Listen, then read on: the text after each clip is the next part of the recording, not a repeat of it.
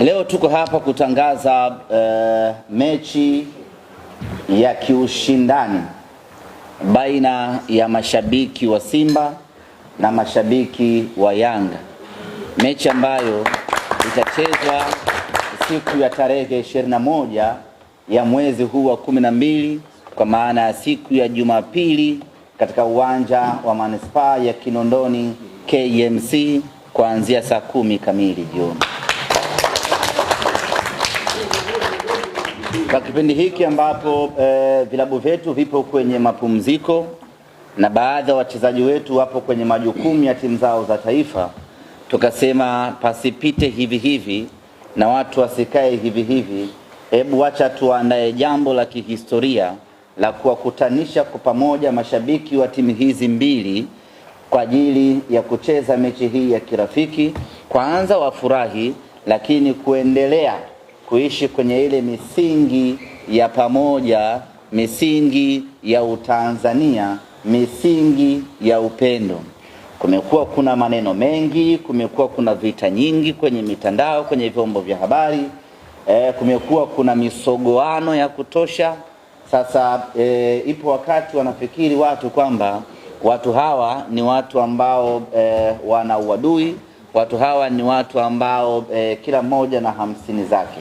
Sasa mechi hii ni lengo kwenda kuonesha watu kwamba pamoja na yote tunayozungumza kwa ajili ya kuzogoana, lakini bado sisi ni watu wa moja ambao tunaweza tukakaa na kushirikiana na kufanya jambo kwa pamoja. Na hii haishii tu kuwa mechi, hii inakuwa ni festival ya mashabiki wa Simba na Yanga, kwa maana ya kwamba siku ya mchezo wenyewe itakuwa ni siku ya burudani siku nzima katika uwanja ule wa KMC. Kutakuwa kuna burudani za muziki na tunafanya mipango hapa tupate wasanii kwa ajili ya kuja kutuburudisha siku hiyo, yaani wana Simba pamoja na wana Yanga wafurahie kwa pamoja tunu hii ya sisi kuwa mashabiki wa timu hizi mbili kubwa.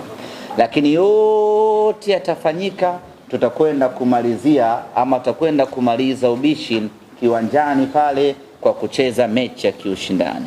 Tunasema mechi ya kiushindani kwa sababu kiuhalisia kwenye mpira sisi hatuna urafiki.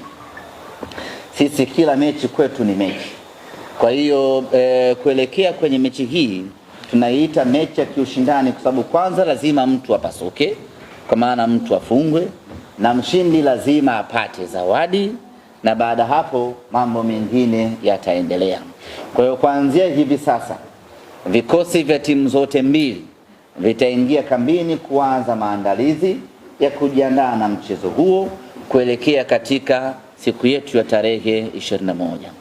Na kila upande unapaswa kuitazama mechi hii kama mechi nyingine muhimu katika maisha yao. Pamoja ni kwamba ni mashabiki ndio wanashiriki mchezo huo, lakini unabeba hadhi ya taasisi husika.